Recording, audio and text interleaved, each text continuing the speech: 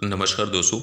आज की इस वीडियो में देखेंगे एनपीएस स्कीम के टीयर 1 और टीयर 2 अकाउंट्स के बारे में। क्योंकि जब भी हम एनपीएस स्कीम के अंदर अकाउंट ओपन कराते हैं तो वहाँ पर दो तरीके के अकाउंट ओपन होते हैं, और एक टीयर 1 होता है और एक टीयर 2, जो कि दोनों के अंदर काफ़ी डिफरेंट हैं। अलग अलग बेनिफिट हैं, अलग अलग टैक्सेबल छूट है। तो उनके बारे में पूरी डिटेल्स देखेंगे।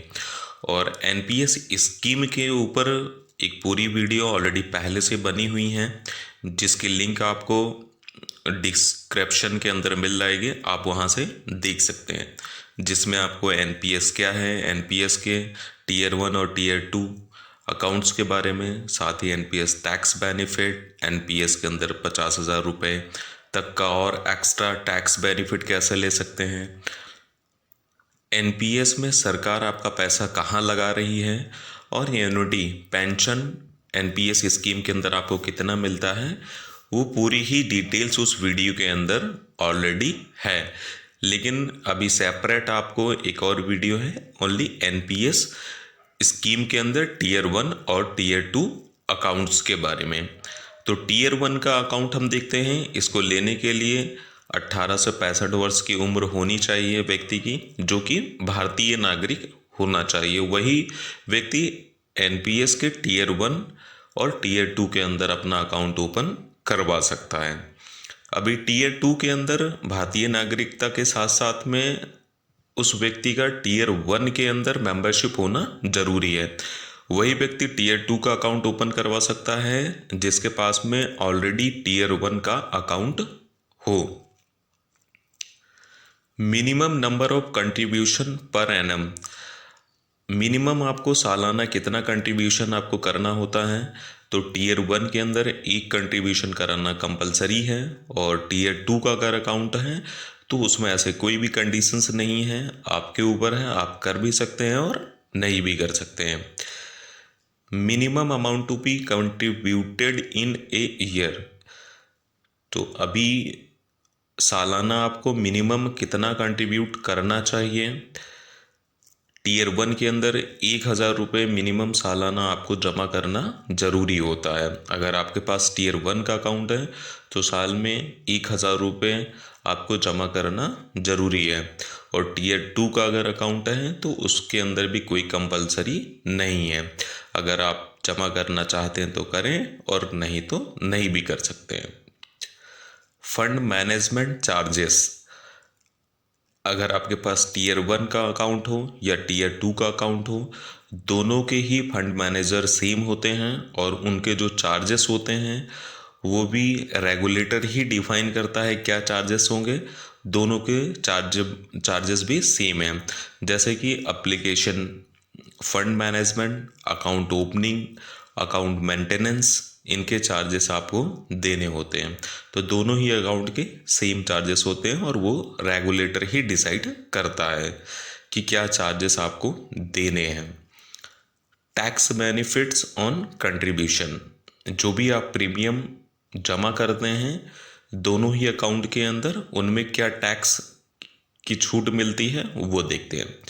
अगर आप टीयर 1 के अंदर प्रीमियम जमा करते हैं तो आपको सेक्शन 80CC D1 के अंदर अगर आप एम्प्लॉय हैं तो वहाँ पर आपका 10% तक बेसिक प्लस टीए का आप अमाउंट कंट्रीब्यूट कर सकते हैं, क्योंकि ओवरऑल वहाँ पर 1,50,000 रुपये तक के प्रीमियम के ऊपर आपको छूट मिलती है सेक्शन 80C के अंदर।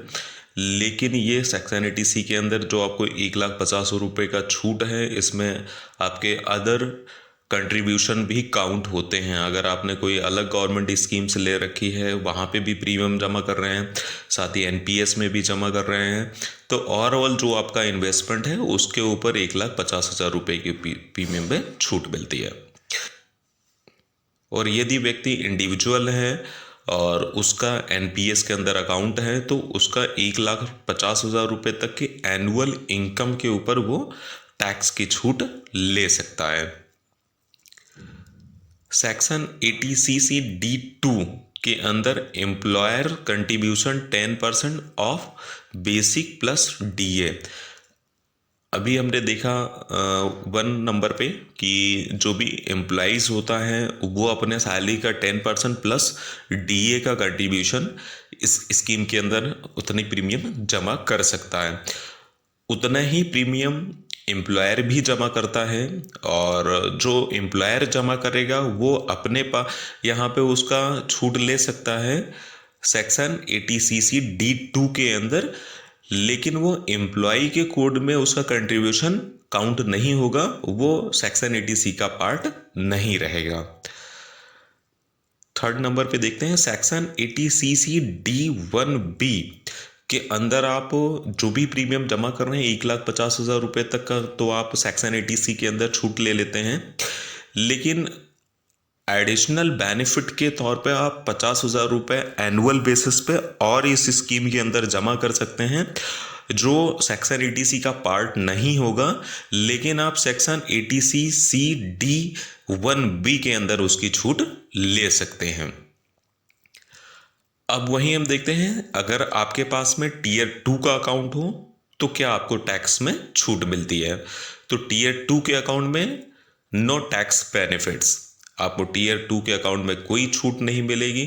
आप जो भी प्रीमियम उसके ऊपर जमा करते हैं वो सारी टैक्सेबल होगी, वहाँ पर आप सेक्शन 80C के अंदर कोई छूट नहीं ले सकते हैं। अभी तक हमने देखा कि जो भी आप प्रीमियम जमा करते हैं, कंट्रीब्यूट कर रहे हैं इस स्कीम के अंदर, वहाँ पे तो आपको टैक्स की छूट मिल रही है। साथ ही जब आपका इस स्कीम के अंदर मैच्योरिटी होता है उस पे आपको क्या टैक्स लगता है, टैक्स ऑन विड्रॉल। तो अगर आपका अकाउंट टीयर 1 का है तो उस समय at maturity the entire corpus is tax exempt.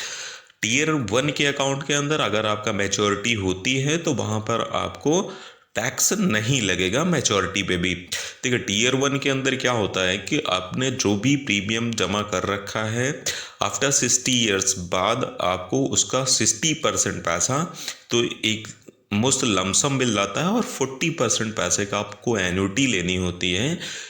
जो भी आप पेंशन स्कीम सेलेक्ट करेंगे उसका 40% का आपको मंथली बेसिस पे उस स्कीम के अकॉर्डिंग आपको पेंशन मिलना स्टार्ट होती है। तो जो 60% का पैसा आप लेंगे वहाँ पे जो लमसम अमाउंट आपको मिलना है वो टैक्स फ्री होता है।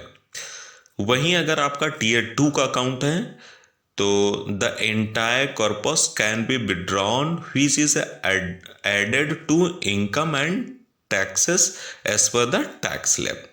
अगर आपका टीयर 2 का अकाउंट है तो वहाँ पर जो भी आपकी मैच्योरिटी होगी 60 ईयर पे, जब आप उसका विड्रॉ करते हैं तो आप जिस भी स्लैब के अंदर आते हैं उस पे आपको पूरा टैक्स देना होगा, क्योंकि आप जानते हैं हमारे यहाँ पे इंडिया में टैक्स स्लैब अलग अलग है।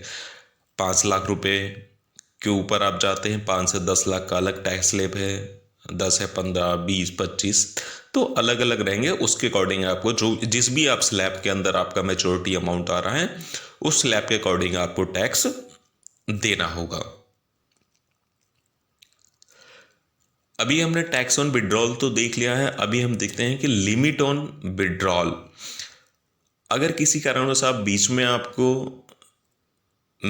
विड्रॉ करना है तो क्या कंडीशंस होगी। तो टीयर 1 के अकाउंट के अंदर ये है कि आपका जो भी मैच्योरिटी होती है वो अब 60 ईयर पे होता है, और वहाँ पर आपको 60% का जो भी आपका ओवरऑल अमाउंट बना हुआ है वो मिलता है, और 40% की आपको पेंशन मिलती है। उसके बीच में आप अगर कोई विड्रॉल करते हैं तो चिल्ड्रन एजुकेशन, मैरिज और क्रिटिकल इलनेस से रिलेटेड ही अगर कोई ऐसी प्रॉब्लम आ रही है तो ही आप सर्टेन विड्रॉल बीच में कर सकते हैं, और उस कंडीशन में भी जो आपने अपनी तरफ से कंट्रीब्यूशन किया है उस समय तक उसका 25% तक ही विड्रॉ कर सकते हैं, उसके ऊपर आपका नहीं होगा, क्योंकि इसमें 60 ईयर्स तक का लॉकिंग पीरियड होता है। 60 साल बाद ही आपको मैच्योरिटी पे पैसा निकाल सकते हैं।